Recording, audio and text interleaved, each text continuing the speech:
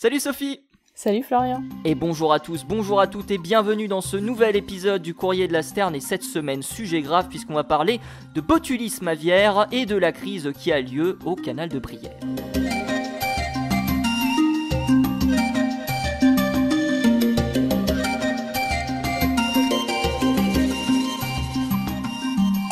Comment ça va Sophie?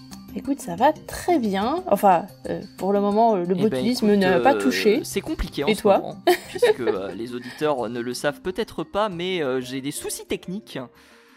Donc malheureusement, j'ai pas la possibilité de monter les épisodes comme on le promet, à savoir un par semaine. Donc du coup, veuillez m'excuser pour le retard qui a lieu en ce moment. Mais voilà, sachez que j'essaie de tout faire, de tout mettre en œuvre pour rattraper, les différents sujets. Et aujourd'hui, on va parler d'un sujet sérieux pour le coup, Sophie, puisqu'on va parler de botulisme aviaire. J'ai parlé de canal, mais non, on est bien dans la réserve naturelle de Grandlieu, et on va parler de la réserve de la Brière également, près de Nantes. Et ça, ce sera dans la première partie de l'émission. Et toi, Sophie, tu vas nous parler de quoi ? Moi, je vous parlais des écosystèmes pour changer, et surtout de la disparition des oiseaux insectivores et des conséquences que ça a sur l'écosystème en général, les insectes, mais aussi les plantes. On va parler donc de disparition, un sujet que nous n'avons jamais abordé dans le Courrier de la Sterne, bien sûr. Jamais. C'est bon, malheureusement, c'est la situation qui est comme ça, mais j'ai quand même de bonnes nouvelles dans la rétro piou-piou. Eh oui. Et c'est bien ça. On peut en avoir. Je vais commencer du coup. Tu te rappelles qu'on avait parlé du kiwi de Owen il y a quelques épisodes de cela. Alors peut-être que l'épisode ne sera pas diffusé sur le kiwi de Owen étant donné qu'on est sur un sujet un peu plus d'actualité, donc je vais essayer de faire en sorte que le montage de cet épisode sorte avant les autres. Mais grosso modo, le kiwi de Owen était une espèce de kiwi qui était très difficile à trouver, et on a réussi à retrouver le kiwi sur le continent. Il est présent dans plusieurs îles, petites îles de la Nouvelle-Zélande, mais sur les îles principales, il n'avait plus été revu depuis quelques décennies. Donc on a réussi à retrouver cet oiseau.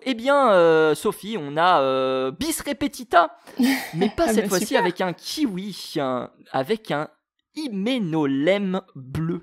Est-ce que tu sais ce que c'est que l'hyménolème bleu ? Non, dis-moi tout. Non. Il s'agit d'un espèce de canard. Alors, oui et non, parce que c'est ça la classification. Oui et non, comment ça ? C'est pratique, c'est pratique. Alors, ça. Il avait été classé dans les canards de surface. Voilà, donc les canards de surface, c'est les canards qui montrent leurs fesses lorsqu'ils sont en train de chercher de la nourriture. Finalement, il a été classé dans les tadornes aberrants. Voilà. D'après ce que j'ai trouvé sur internet. Donc tadorne, vous en voyez peut-être de temps en temps lorsque vous vous baladez dans des parcs ou même sur des lacs, parce qu'on a le tadorne de Belon et puis on a le tadorne casarca qui lui est un oiseau un petit peu plus rare et qu'on voit souvent en captivité d'ailleurs. Et c'est d'ailleurs très marrant parce que l'article sur Wikipédia, qui vaut ce qu'il vaut, parlait du fait que l'hyménolème bleu était un canard étrange. Voilà, c'est vraiment le terme étrange. Ok. Étrange. Pauvre bête. Donc, pourquoi je parle de cet oiseau ? Tout simplement parce que celui-ci avait plus été retrouvé depuis plusieurs décennies sur, justement, l'île du Nord, donc la grande île de la Nouvelle-Zélande. On est dans le secteur de 10 Miles Stream, et pour la petite histoire, c'est un chien qui les a retrouvés, et ce chien porte le nom de Tui. Voilà. C'est un chien qui est entraîné à retrouver les odeurs de ces oiseaux rares. Et donc, à partir d'une plume, il a retrouvé plusieurs individus, 7 oiseaux au total. Donc, il parle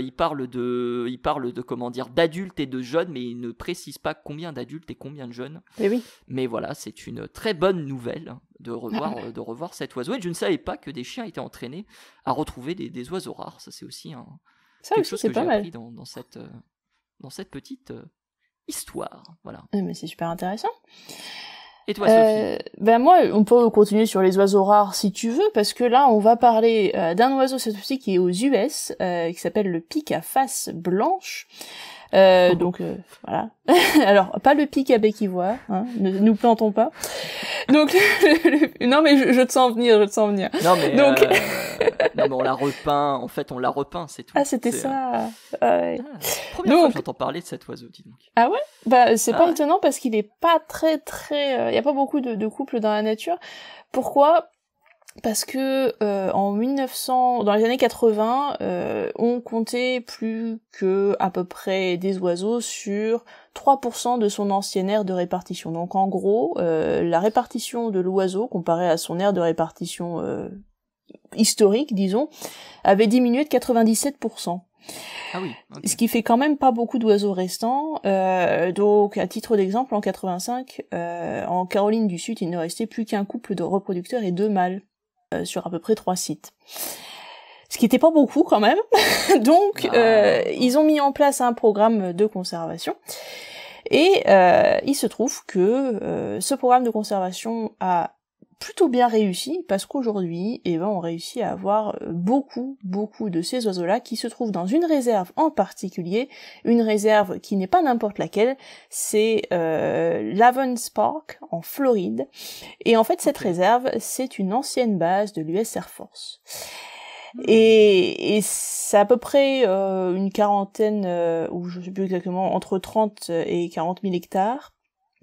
Et sur cette réserve bien spécifique, on a récupéré, alors ils n'y étaient pas originellement, mais ils ont importé donc de ce pic à face blanche une quarantaine d'individus au total, notamment dans les années 1998 et un petit peu après juste les années 2000. Ils ont importé donc des individus de cette espèce de pic pour qu'ils se reproduisent dans ce parc, dans Haven Park, et pour installer une population ici qui pourrait servir de population de survie en quelque sorte, parce que vu qu'il restait pas grand chose dans tous les US, au moins cet endroit-là était plus ou moins ok pour ces oiseaux pour s'y reproduire, et ça a marché parce que maintenant à peu près 70% de ces oiseaux qui ont été amenés donc dans cette réserve ont survécu à leur intégration dans la réserve. Et aujourd'hui, ils forment la plus grosse population de ces oiseaux-là sur le continent américain. Fantastique. Donc c'est quand même assez incroyable. On a une estimation de cette population-là ? Alors je n'ai pas exactement l'estimation, mais il semblerait que l'espèce soit hors de danger pour le moment, à condition évidemment que rien ne se passe dans cette réserve. Parce que comme d'habitude, quand on met tous nos œufs dans le même panier, on sait ce qui se passe. Voilà. Mais bon, en tous les cas, c'est la réserve majeure de ces oiseaux-là.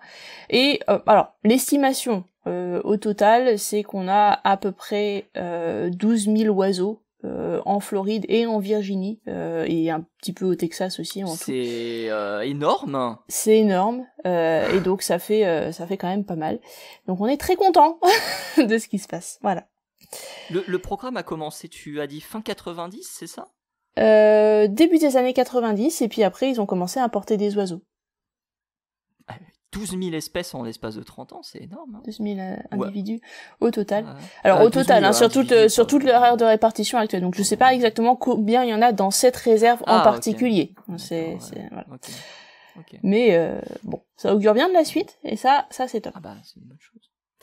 Sophie, si tu reviens en 2027 en France, ce que je te souhaite. Oui. Eh bien, tu auras peut-être l'occasion de mettre la main sur des billets à l'effigie des oiseaux. Voilà, des billets de banque. Trop bien. Puisque donc la Banque Centrale Européenne a émis l'idée d'un tirage spécial de billets sur le thème rivière et oiseaux. Alors, en réalité, c'est une décision qui a été prise fin 2023. Et d'ailleurs, je me demande si on n'en avait pas déjà parlé dans un précédent épisode du Courrier de la Sterne. Peut-être. Eh bien, il faut savoir que le concours a réellement été lancé. Les designs peuvent être transmis jusqu'au 18 août. Étant donné qu'on enregistre le 11 août et que l'épisode sortira dans au minimum 2 semaines, vous ne pouvez plus participer.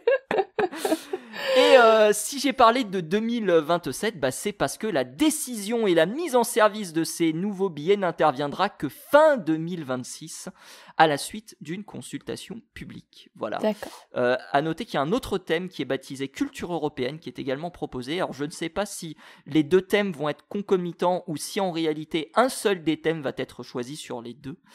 Mais voilà, sachez que cette idée de billets à l'effigie des oiseaux, donc des billets de banque de 5, 10, 20, 50 euros, pourrait être proposée à la vente très vite. Donc d'ici 2 à 3 ans, on pourra peut-être se retrouver avec du martin pêcheur ou je ne sais quel autre oiseau des rivières, peut-être de la bergeronnette des ruisseaux, peut-être du héron cendré, je ne sais pas. Attention. Il y a des oiseaux que tu aimerais voir, Sophie, toi, quand je te dis rivière et oiseaux en Europe, est-ce qu'il y a des oiseaux qui te viennent en tête? Rivière et oiseaux, bon, évidemment un martin pêcheur, ce serait quand même la base. Une petite bergeronnette des ruisseaux, peut-être, quelque chose comme ça, ce serait sympa. Moi, j'aime bien les bergeronnettes, je trouve ça mignon. Ok, d'accord. Finalement, un peu les mêmes choix que moi, du coup. Oui, certainement. Voilà. Peut-être des anatidés, peut-être. Ouais, je suis moins canard, je t'avoue. Moins canard. Ouais, un peu moins. Mais pourquoi pas, c'est vrai qu'un petit... justement, un petit adorne, ça pourrait être sympa. Bientôt, la tier list. Vous savez désormais que les canards ne sont pas portés dans le cœur de l'équipe du courrier de la semaine. Mais... C'est pas ce que je préfère, ça reste quand même des trucs à plumes, mais... j'ai un petit faible pour les passereaux quand même, voilà. C'est normal, c'est notre vie, les passereaux. Exact. Sophie, peut-être une dernière actualité. Moi, en tout cas, j'ai terminé de mon côté. Eh bien, on va parler de l'aigle de Bonelli. On va revenir en France pour ce cas-là, parce que on a un petit article d'Ornithomédia daté du 30 juillet qui nous dit, avec beaucoup de joie et de bonheur, que la population française d'aigles de Bonelli a dépassé enfin les 50 couples en France. Alors en France uniquement, on parle pas de la population totale en Europe, parce qu'en Europe, on est plus autour de 1100-1200 couples au total, donc c'est déjà pas mal. Mais en France, on était descendu jusqu'à peu près une vingtaine de couples autour des années 2000, un petit peu avant. Et c'était bien triste, notamment à cause des pesticides et de tous les problèmes qu'ils pouvaient avoir, que ce soit par exemple de la perte d'habitat ou même des rencontres avec des éoliennes, d'ailleurs. Donc beaucoup de mortalité. Et cette hausse du nombre de couples d'aigles de Bonelli en France, ça veut dire non seulement que les programmes de conservation fonctionnent, mais aussi que l'oiseau se plaît à nouveau chez nous et qu'il trouve des endroits où nicher, et ça, c'est plutôt top. Super bonne nouvelle qui va nous permettre de conclure cette rétro piou et de passer aux sujets les plus importants après une petite coupure. C'est dans l'actualité l'information la plus importante à retenir, nous passionnés d'ornithologie, nous passionnés d'oiseaux en France, avec donc cette épidémie qui sévit dans le marais de la Brière et la réserve naturelle de Grandlieu, une épidémie de botulisme, qui a environ touché 7000 oiseaux qui auraient été retrouvés morts de toutes les espèces. Alors première chose à savoir très importante, c'est que le botulisme aviaire, puisque c'est une maladie qui a été particulièrement identifiée, n'est pas transmissible à l'homme, ce qui ne veut pas dire qu'il ne faut pas prendre évidemment des pincettes lorsque vous avez à manipuler ces oiseaux, parce que on a des personnes qui travaillent d'arrache-pied dans les différents secteurs pour retirer les oiseaux, quoi qu'il y en a un petit peu moins en ce moment, puisque les températures avaient baissé ces derniers jours, et donc il y avait eu beaucoup moins de cadavres qui ont été retrouvés. Mais avec la sécheresse qui est annoncée dans cette deuxième partie dans cette deuxième partie estivale, il se peut qu'on retrouve à nouveau des cadavres. Donc évidemment, faites très attention si vous devez manipuler des oiseaux, on ne le rappellera jamais assez. Botulisme aviaire qui n'est pas une maladie très rare, puisque chaque année dans les eaux justement du marais de la Brière, on a quelques pertes qui sont généralement limitées à quelques centaines d'individus. J'ai pu trouver des informations, Sophie, sur le fait que c'était une maladie très très répandue dans le milieu aviaire. Est-ce que tu acquiesces à cette information ? Très répandue, ça dépend des endroits, mais après elle est suffisamment répandue pour qu'il y ait tout un tout un diagnostic et surtout tout des tas de mesures de précaution à mettre en place. Donc on a de la prévention pour le contrôle de la maladie qui doit être mise en place normalement dans les élevages, donc c'est suffisamment répandu pour que normalement on connaisse les règles à mettre en place.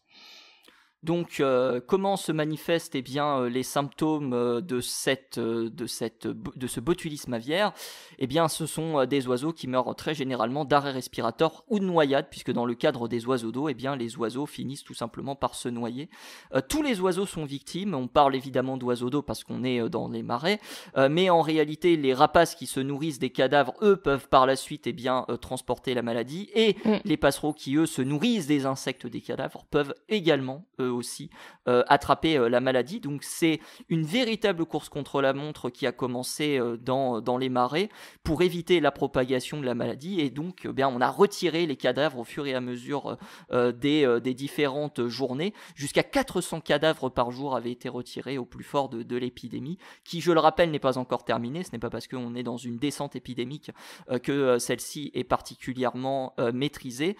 Toute cette épidémie, on la doit à une bactérie, Clostridium botulinum, que vous connaissez sans doute, qui se retrouve naturellement dans les marais, mais à cause de pas mal, on va dire, de phénomènes qui se sont quelque peu télescopés, on a eu une épidémie assez importante portée par de fortes chaleurs en juin.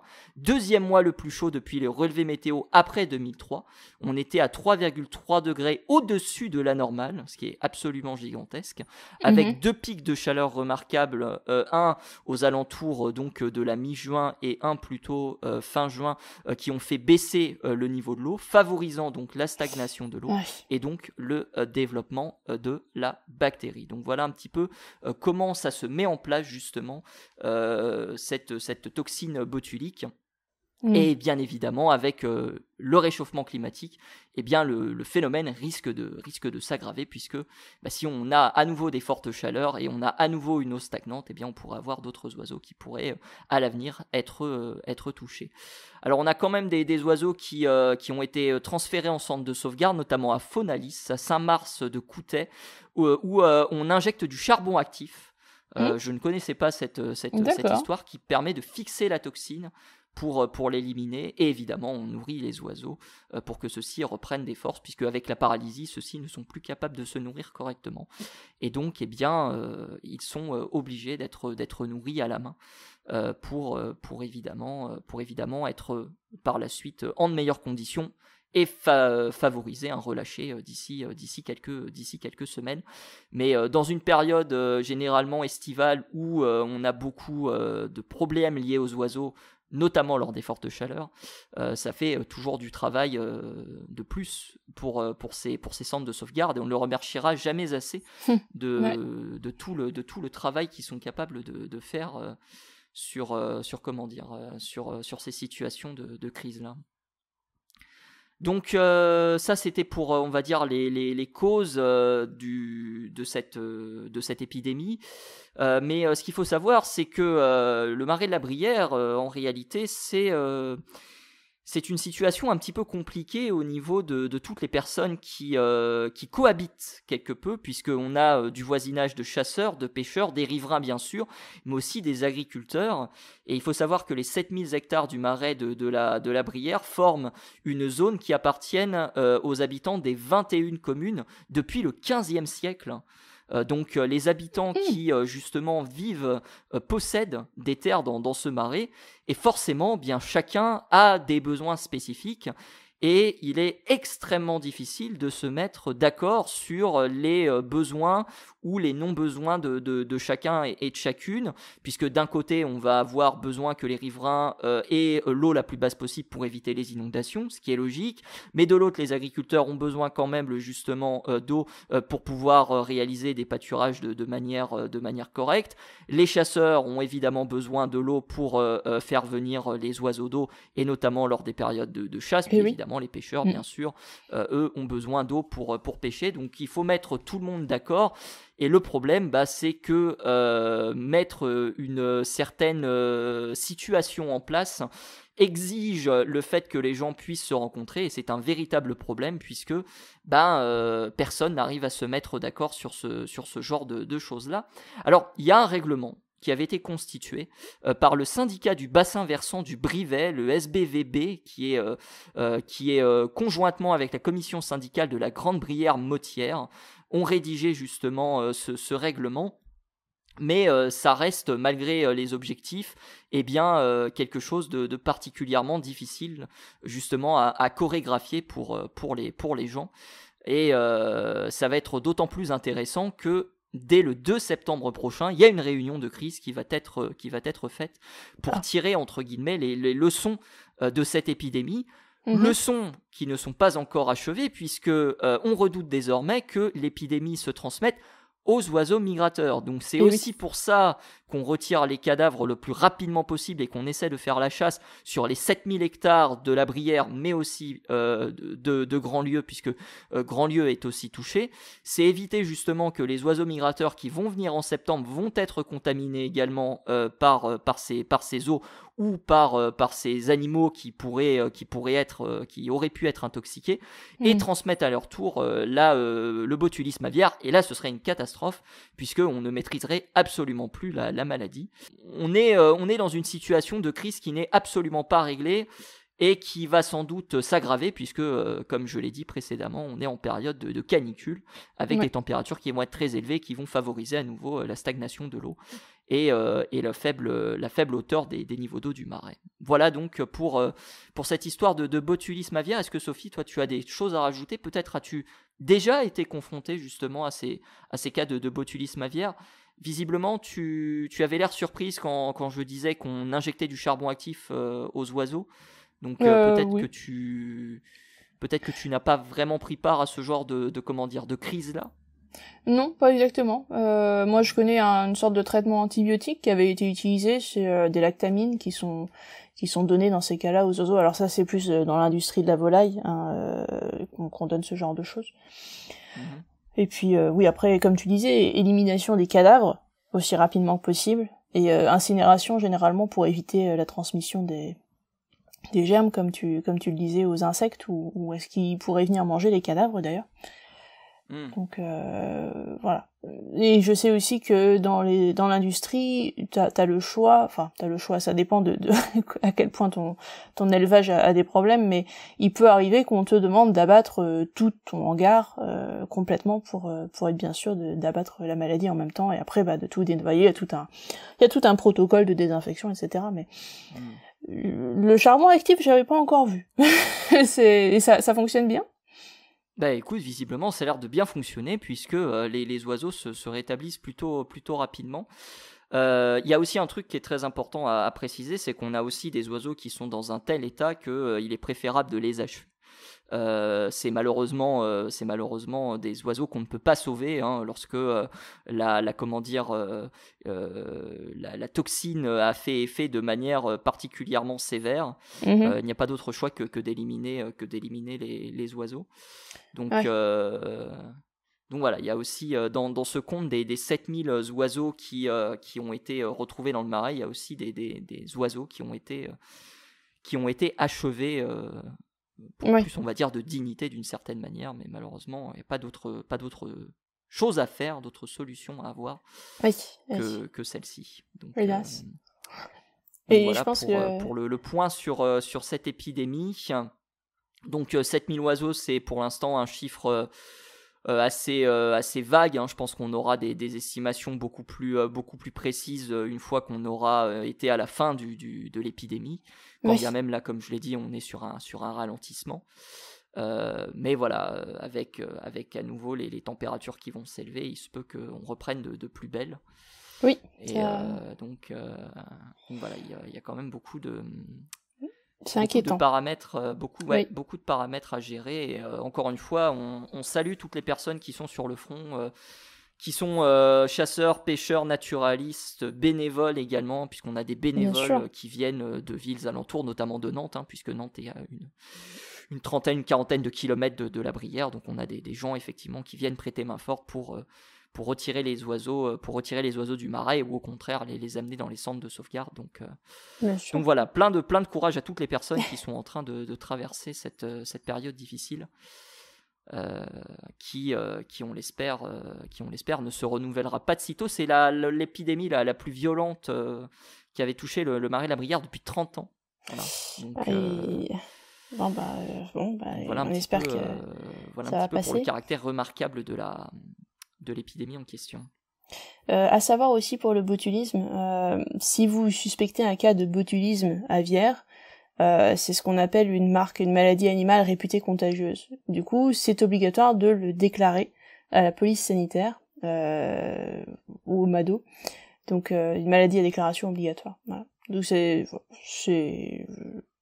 comment dire, c'est suffisamment embêtant pour qu'on soit obligé d'en arriver à des mesures de déclaration comme ça. Ça pose pas mal de problèmes. Mais comme tu l'as dit, ça se transmet pas à l'homme pour le moment. Pour l'instant, ça va. Il y a toujours le fameux pour le moment. Voilà. Mais le saut de puce entre Clostridium et entre l'oiseau et l'homme est beaucoup plus difficile à faire, puisqu'on est sur une bactérie et non sur un virus. Donc on est sur un autre mode de transmission pour le coup, là où le virus peut muter plus facilement que la bactérie. Ouais. Donc, à savoir tout de même qu'il y a eu des cas de botulisme bovin cette fois-ci qui ont été décrits.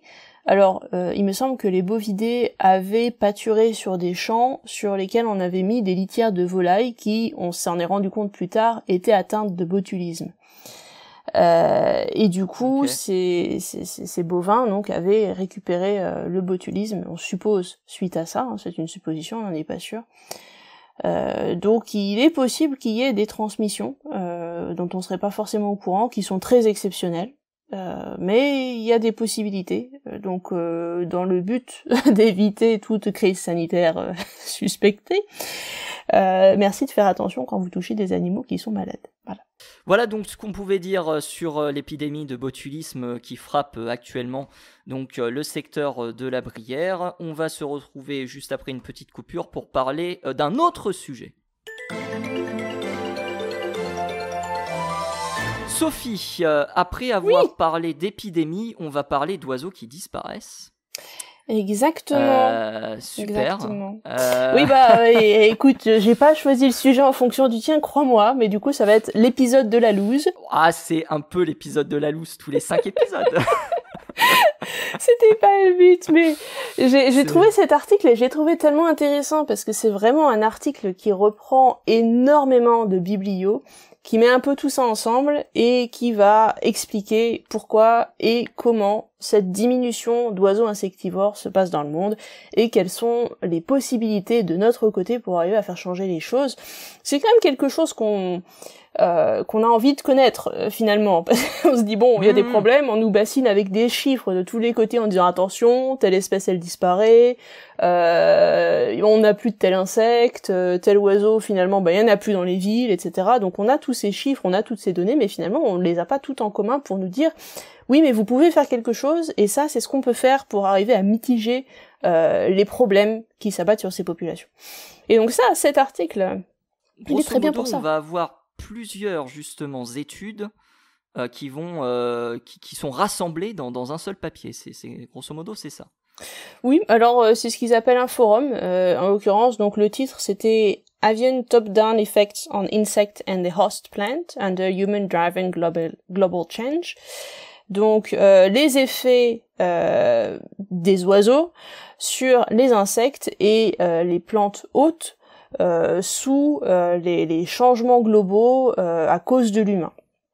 En gros. Et donc ils étudiaient ça sous le prisme de la disparition des espèces d'oiseaux insectivores, parce que là on parle d'oiseaux et d'insectes, donc évidemment ce qui va avoir une conséquence sur les populations d'insectes, ça va être les oiseaux insectivores principalement. Et on avait parlé, il me semble, dans un précédent épisode, des oiseaux qui disparaissaient, notamment des espèces insectivores. Et je crois que tu en avais parlé au niveau de l'Amérique du Nord, il me semble, parce qu'il y avait eu un compte qui avait été fait, et on voyait qu'il y avait une diminution à peu près de 50% de toutes des populations de ces oiseaux insectivores en Amérique du Nord, et ça c'est plus ou moins la même chose dans le monde entier d'ailleurs. En gros, on a un chiffre qui est à peu près de 53% pour toutes les espèces d'oiseaux dans le monde entier, un nombre d'individus qui diminue à peu près partout, et ceux qui diminuent le plus, c'est les oiseaux insectivores, hein, comme d'habitude. C'est à peu près 60% de toute la population d'oiseaux insectivores qui ne sont plus là, malheureusement. C'est généralement voilà. les oiseaux les plus touchés parce qu'ils ne trouvent plus leur nourriture ou ce genre de choses-là. Hein, exactement. Et du coup, cet article-là déjà explique pourquoi et ensuite comment est-ce qu'on peut changer ça. Alors, il faut savoir qu'évidemment, les oiseaux, ils sont pas tout seuls dans leur écosystème, hein, ils sont liés au reste.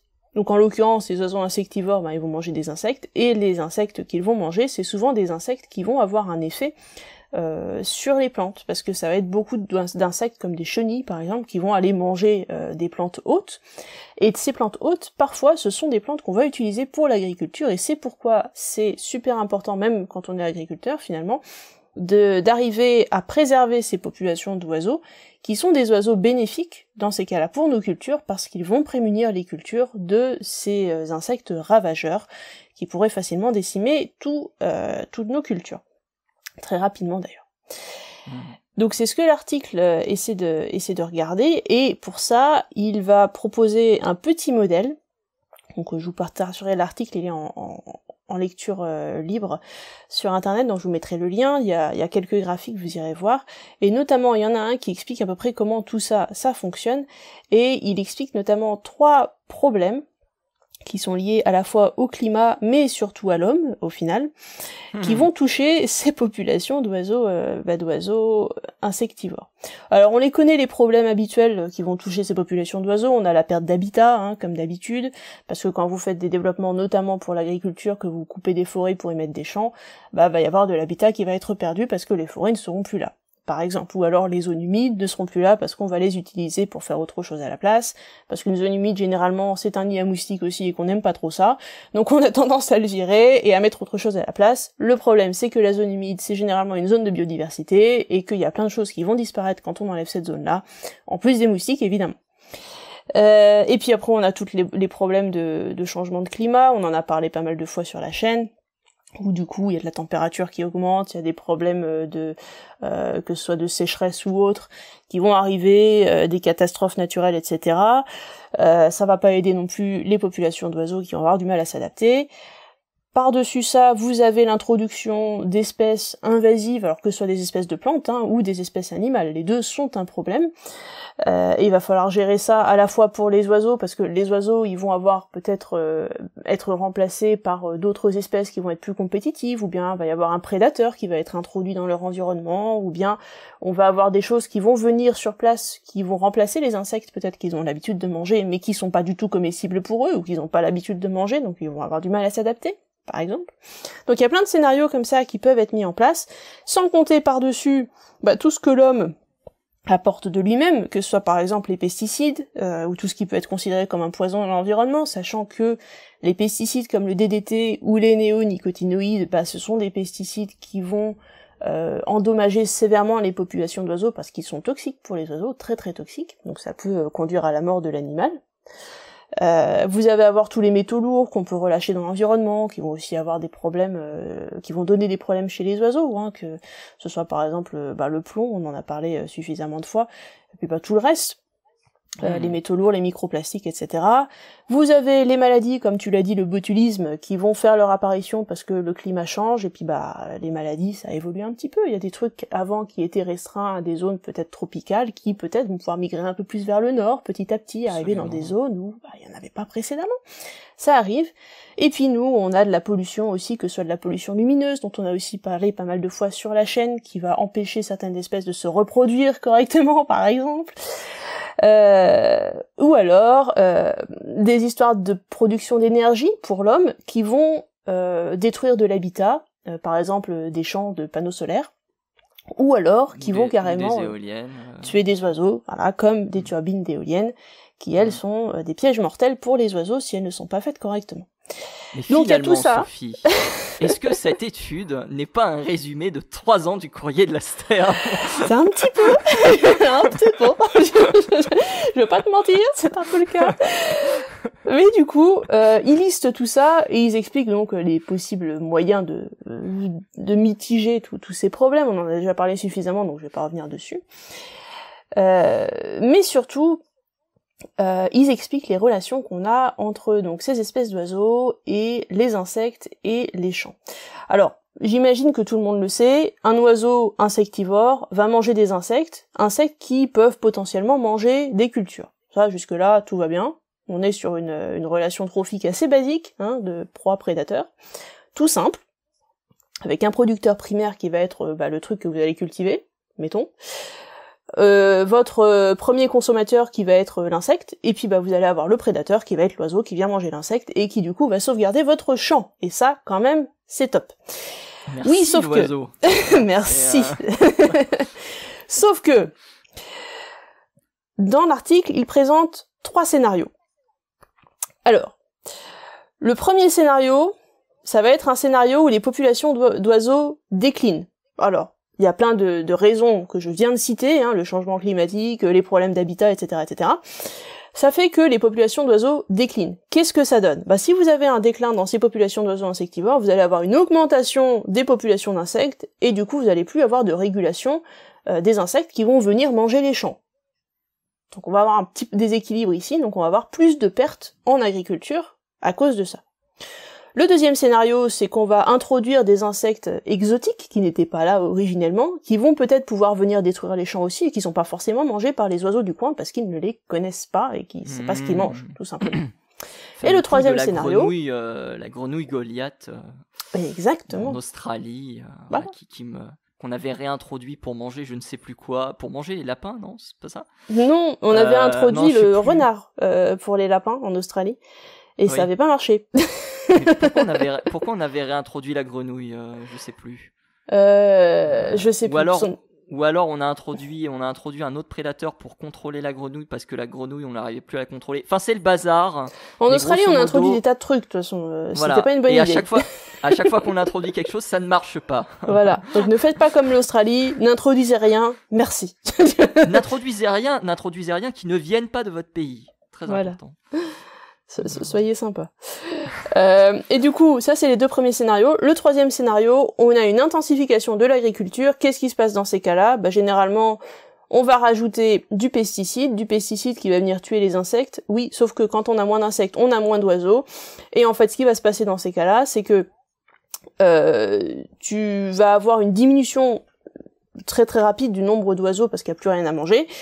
Et derrière, tu vas te retrouver avec en fait beaucoup moins de possibilité de contrôler une invasion possible d'autres insectes ravageurs derrière, donc il va falloir que tu rajoutes des pesticides tous les ans, de plus en plus, parce que tu auras de moins en moins d'oiseaux pour contrôler ce que tu n'as pas contrôlé grâce aux pesticides, ce qui fait que tu vas avoir une utilisation abusive de pesticides au bout d'un moment, et qui va tout tuer, et que de toute façon, ça va faire un peu cercle vicieux, avec de moins en moins d'insectes, et de moins en moins d'oiseaux, et puis voilà, au bout d'un moment, il n'y a plus rien.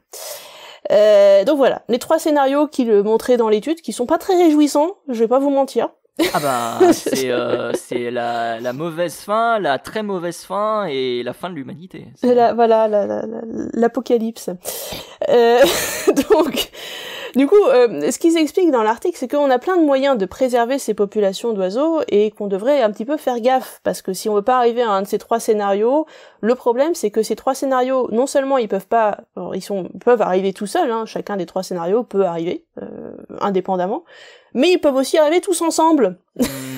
Et ça, c'est un peu la cata, parce que quand on combine le tout, là on a l'apocalypse. Donc voilà, ce qu'ils expliquaient, c'est que toutes ces relations trophiques, plutôt que de détruire sans y penser et juste rajouter du pesticide de plus en plus pour essayer de virer les insectes, parce que c'est vrai qu'il y a un effet immédiat. Si on l'utilise tout de suite, le pesticide, effectivement, ça va détruire l'insecte. Mais enfin, juste plutôt que de penser à l'immédiat, peut-être penser sur le long terme, parce qu'on a des moyens, comme on dit, la lutte biologique, on a des moyens de lutter biologiquement contre ces trucs-là. Et en fait, si tu décide juste de tuer les insectes, ça n'a pas juste un impact sur les insectes, ça a surtout un impact sur ce qui va aller au-dessus des insectes. En l'occurrence, les populations d'oiseaux, mais pas que, parce qu'il y a aussi des chauves-souris qui mangent des insectes. Enfin, il y a plein d'autres trucs qui vont se nourrir de ces bestioles-là et qui, du coup, ne trouveront plus leur nourriture. Donc, tu vas déstabiliser tout ton écosystème en détruisant tes insectes. Et puis tu t'es arrêté aux oiseaux, mais en réalité, les oiseaux vont être mangés par d'autres animaux, donc s'il n'y a plus d'oiseaux, etc., enfin, on est sur une chaîne alimentaire qui risque d'être bouleversée. Mais comme on a déjà en Afrique, hein, finalement, avec les champs qui sont envahis par les criquets, mais comme on a éliminé les oiseaux à cause des pesticides, bah du coup les criquets finalement ravagent les cultures sans ménagement, et donc on se retrouve avec un cercle vicieux en disant bah on n'a plus de nourriture, on n'a plus de nourriture, mais parce qu'il n'y a plus rien. C'est parce qu'il y a plus rien pour les réguler, quoi. Donc, exactement. Attention, c'est pas une critique de l'agriculture africaine qui est souvent encouragée à l'occidental, puisque justement les occidentaux vendent les pesticides comme des produits miracles ou ce genre de choses-là. Et donc ces gens effectivement utilisent ces produits-là pour considérer comme solution miracle l'élimination des criquets et ce genre de choses-là. Sauf qu'ils n'ont pas la conscience, et c'est logique, hein, de l'engrenage qui se trame juste derrière, quoi.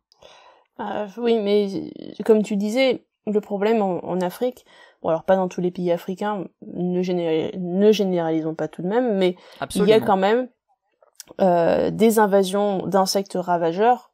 Tu parlais des criquets, il y en a plein d'autres, mais on arrive à des moments où finalement on a balancé du pesticide, on a tué les insectes, mais on a aussi tué tout ce qui mangeait ces insectes au final. Et du coup, le jour où on a tout d'un coup une invasion massive d'insectes ravageurs, on n'a rien pour lutter contre. Et on n'a rien pour mitiger le problème, alors qu'on aurait pu avoir ce système de défense qui vous coûte rien au final. C'est totalement gratuit, l'oiseau. Totalement. Je vous assure qu'il vous a rien demandé, vous n'avez pas besoin de lui payer un truc pour venir protéger les champs et tout, il vient de lui-même, tout seul. Ah il fait ça tout seul. Il tape pas au carreau pour demander de la nourriture comme le rouge-gorge. Je Même comprends pas. Le rouge-gorge serait-il un mauvais jardinier, alors ? Ah, peut-être. Qui sait, c'est Faut-il payer le rouge-gorge pour qu'il agisse dans le jardin ? Finalement, le rouge-gorge, c'est peut-être une cigale, tu sais pas. Mais voilà. Non, mais pour en revenir de manière sérieuse, Sophie, est-ce que tu as justement discuté de ce genre de problème, puisque toi tu travailles en Afrique, est-ce que tu as discuté de ce genre de problème et justement d'expliquer comment fonctionnaient ces relations trophiques, ces chaînes alimentaires, hein, pour simplifier, aux agriculteurs et aux agricultrices qui cultivent là-bas ? Alors, leur expliquer directement non, mais je sais qu'on a beaucoup de programmes d'enseignement qui vont s'adresser aux écoles et aux enfants, et parfois plus tard aux lycéens, voire même après post-bac, où on a une explication de comment tout ça fonctionne, comment ça fonctionne les écosystèmes, et puis pourquoi est-ce que tout ça c'est lié. On avait un petit exercice assez sympa avec une ficelle, tout simplement, où on reliait tout le monde dans la classe, et puis on leur montrait, maintenant, s'il y en a un qui tombe, qu'est-ce que ça donne ? Ah, ça déstabilise tout. Donc c'était pas mal. Mais les agriculteurs eux-mêmes, le problème, c'est que, après, c'est des considérations ethniques, mais les problèmes qu'on a en Europe sont pas du tout les problèmes qu'on va trouver en Afrique, au niveau des communautés. En Afrique, c'est quand même, dans beaucoup de communautés, récolter des choses et arriver à nourrir sa famille, c'est quand même vachement plus compliqué qu'aller au supermarché en France et acheter un truc. Absolument. Donc, faut bien prendre en compte qu'il y a quand même d'autres problèmes sur place. Et je pense qu'il faut pas discréditer les gens sur place non plus, parce que on sait pas comment ils vivent quand on est en Europe. On voit pas vraiment les problèmes sur place. Et plutôt que de leur dire il faut faire ci ou ça, c'est vrai que pour eux, quand on leur donne un produit comme ça qui est un peu miracle, qui peut leur permettre de sauver leur récolte cette année-là, bien sûr qu'ils vont l'utiliser, parce que sinon ils ont rien à manger derrière.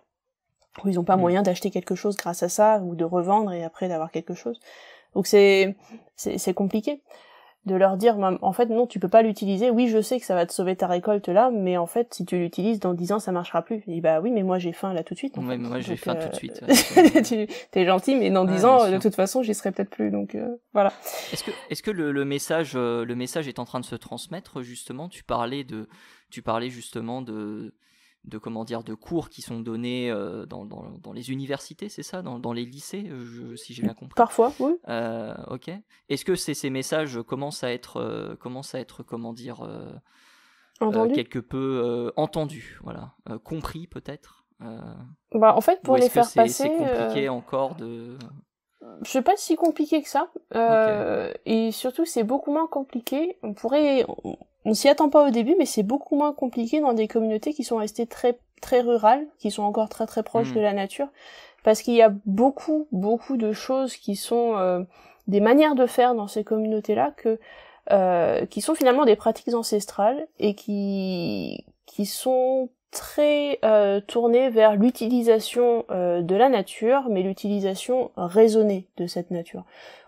C'est un peu comme quand on te dit on va pas tuer d'animaux pendant la saison de repros, on attend un petit peu après quand on va chasser pour qu'ils soient un poil plus âgés et qu'on puisse prélever un jeune mâle par exemple qui a pas besoin d'être dans un troupeau ou ce genre de choses. Et ils ont déjà ces notions-là dans ces communautés-là. Parce que ça fait des centaines d'années qu'ils vivent dans cet endroit-là, ils savent comment ça fonctionne, la nature autour d'eux, et ils ont déjà toutes ces notions-là. On n'a pas besoin de bâtir sur rien, il y a déjà une base.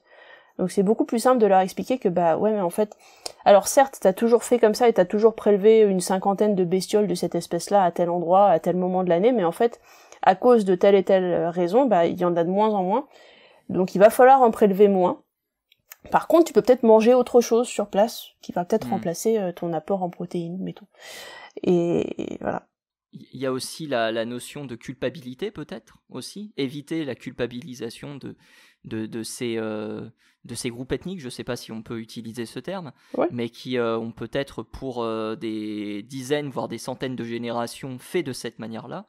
Et lorsqu'on arrive à ce moment-là, on leur dit « Ah ben non, il ne faut pas que vous fassiez comme ça parce que ça pourrait mettre en danger l'espèce d'oiseau ou qu'importe l'animal ou autre. » Donc il y a aussi cette culpabilisation à éviter, je pense. Oui, ça c'est pour tout le monde. Je pense que la culpabilisation, on en a aussi pas mal en Europe. Parfois, on n'a pas forcément les moyens de faire autrement, donc on fait avec ce qu'on a. Ouais, bien sûr. Et je pense qu'il faut arrêter de culpabiliser les gens. De toute façon, on a quand même tous, normalement, à moins qu'on soit vraiment hors du monde, mais on a quand même tous une petite conscience écologique et on est toujours nous en train de nous demander plus ou moins quel impact on va avoir en essayant de choisir le mieux qu'on puisse faire. Étant donné nos finances et notre niveau de vie. Donc faut pas culpabiliser les gens, je pense que c'est contre-productif de toute façon. Faut plutôt essayer d'expliquer et d'apprendre et justement d'encourager peut-être d'une autre manière en accompagnant peut-être. Mais culpabiliser, ça, à mon avis, ça a jamais été la bonne méthode. Bon, grosse parenthèse, mais du coup, quelles sont les conclusions positives ? Parce que du coup, il y a des choses à faire pour sauver nos oiseaux, nos insectes et nos champs. C'est les solutions habituelles, hein, tu sais, remettre en place de l'habitat, par exemple les haies entre les champs. Typiquement, c'est quelque chose qu'on pourrait tout à fait démocratiser. D'ailleurs, c'est fortement encouragé d'ailleurs au niveau de l'Europe. Faire des haies entre les champs pour offrir des habitats à plein d'espèces qui sont considérées comme utiles. Revirer les espèces invasives et l'éradication des prédateurs invasifs, par exemple. Essayer de contrôler un petit peu l'introduction d'espèces de plantes qui pourraient être invasives et qui pourraient du coup plus favoriser certaines espèces d'insectes qui ne sont pas forcément du coin et qui du coup n'aident pas du tout à la biodiversité locale. Je pense par exemple au Buddleia, l'arbre à papillons. Voilà. Je te fais confiance. Tout à fait par hasard. Après le management, l'utilisation de pesticides corrects, essayer de vérifier les doses qui sont prescrites, ne pas en mettre trop, faire en sorte de pas le faire tout le temps, peut-être se tourner vers moitié pesticides, moitié solutions alternatives quand on peut, tu sais, pas forcément tout virer parce que tout n'est pas forcément à enlever, mais essayer au maximum de temporiser un petit peu.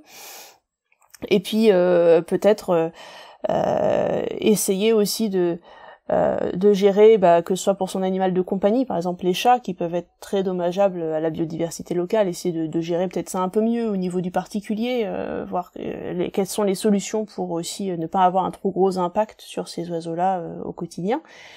Et pour tous ceux qui font pour tous ceux qui vont chasser, par exemple, essayer de bien suivre les régulations de chasse, ce genre de choses, bien respecter les réserves. Il y a plein de petites choses qu'on peut faire au jour le jour qui vont aider sur le long terme, et je pense qu'on peut s'y mettre assez rapidement, et c'est pas grand chose, mais ça peut aider petit à petit. Sophie, ça faisait longtemps qu'on n'avait pas fait des épisodes de 50 minutes. Eh bien, nous y sommes, de retour. Incroyable. On peut célébrer ça? Champagne?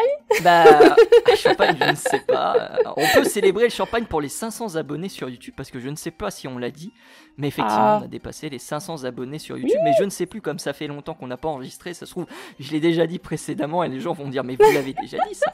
Mais oui. Il me semble qu'on ne l'avait pas dit.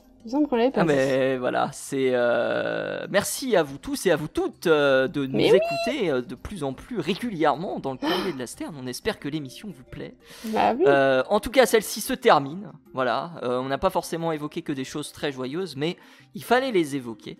Merci Sophie de m'avoir accompagné dans ce nouvel épisode. Merci à toi. Je vous rappelle que vous pouvez retrouver les précédents épisodes toujours sur les plateformes de streaming et sur YouTube.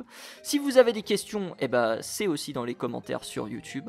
Vous pouvez aussi retrouver dans la description les différentes sources que nous utilisons pour nos différents nos différents commentaires. Et puis voilà, n'hésitez pas à partager l'émission si elle vous a plu. Voilà, je suis un youtubeur maintenant, je dis de partager notre travail. Voilà, abonnez-vous. voilà, abonnez-vous. Voilà, c'est le cap des 500 abonnés. Voilà, il faut être corpo maintenant.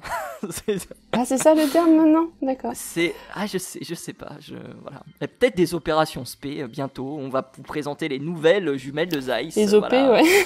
Voilà, jumelle intelligence artificielle qui permet de ne pas reconnaître les oiseaux que vous voyez. C'est incroyable. Ça me casse tout le charme de la chose quand même. Du coup, on n'aura pas de PSP puisque je viens de détruire Zeiss, mais c'est pas grave. Ils avaient qu'à faire du meilleur travail sur leur jumelle à intelligence artificielle, puisqu'apparemment ça marche pas du tout. Il y a des ornithologues qui ont testé, qui ont dit mais ça marche pas du tout. Je comprends pas, ma mésange. C'est un corbeau, c'est bizarre. Bref, voilà, il y a des trucs bizarres comme ça qui se passent. Et le Pokédex, ce ne sera pas pour demain. Voilà. C'est dommage. Merci à vous tous et à vous toutes d'avoir écouté ce nouvel épisode du Courrier de la Sterne. Rendez-vous la semaine prochaine. Promis, je m'y engage pour un nouvel épisode. Salut à tous et salut à toutes. À plus.